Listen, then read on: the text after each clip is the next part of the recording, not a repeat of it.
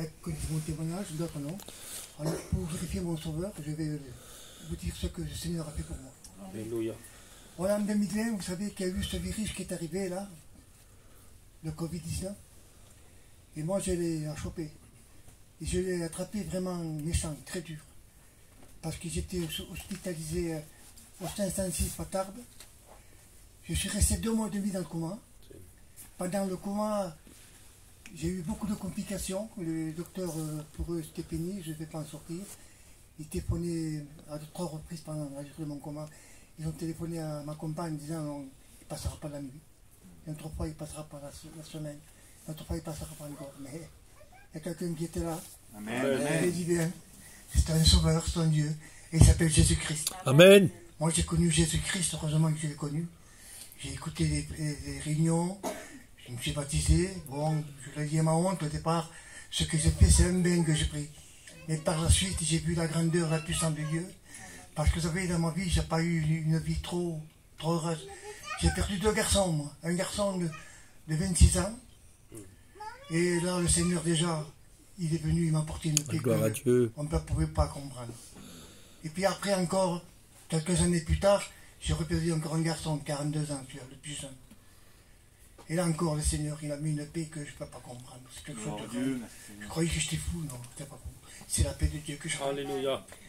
Alors moi, voilà, pour vous expliquer ce qui s'est passé pour moi, quand j'ai fait ce Covid-là, j'avais les reins qui ne fonctionnaient plus, je ne pouvais plus respirer, plus rien. Vous voyez, j'ai une trachéo, ils m'ont fait trop avec des tuyaux partout.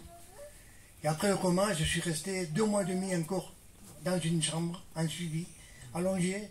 Je ne pouvais pas me retourner de côté de l'autre, toujours allongé. J'étais dépendant des infirmières à la honte, dépendant des infirmières. Bon, bref. Et puis après, avec de cela, j'ai fait encore à Bagnères, j'ai fait l'irrigation avec un fauteuil, je croyais que j'avais pu marcher.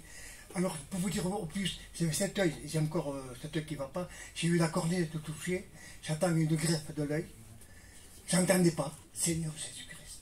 Et tout remis dans l'ordre. Alors, ce que je veux expliquer, c'est encore au sujet de cette paix. J'avais une paix sur moi que... Gloire à Dieu, merci Jésus. Frère Bacon, allongé, là, j'entendais pas, cette qui ne marchait pas, je ne pouvais pas bouger. Une paix, une tranquillité, Seigneur Jésus-Christ. Je ne comprends pas. Maintenant, je sais, ça vient du Seigneur Jésus-Christ. Gloire à Dieu. Ce que je vous dis, mes frères et sœurs, à travers ce témoignage, si je suis là maintenant, c'est parce que Dieu l'a permis. Pour témoigner de sa puissance, c'est Dieu, comment expliquer ça, de sa grandeur. D'avoir un Dieu qui est vivant, un Dieu qui tout est possible pour lui. Quand on ne croit pas, il est là. Vous voyez, la médecine me condamnait et tout, mais lui non. Je suis vivant. Et puis en plus, il y a eu beaucoup de prières pour moi.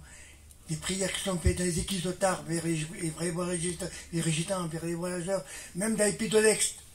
Et croyez-moi que le Seigneur a écouté. Gloire à Dieu. Alors, ce que je tiens à vous dire ce soir, si je ne suis pas là, c'est pas pour faire la figuration. Je suis un garçon simple. Même je ne mérite pas la grâce de Dieu. Mais ce que je peux vous dire, que Dieu est vivant, que Jésus-Christ est présent là, et qu'il nous écoute. Et croyez-moi, il est notre sauveur. Amen. Que je vous bénisse. Amen. Gloire à Dieu. Amen, gloire au Seigneur. On chante un autre cantique ensemble à la gloire de Dieu et on écoutera un autre témoignage après.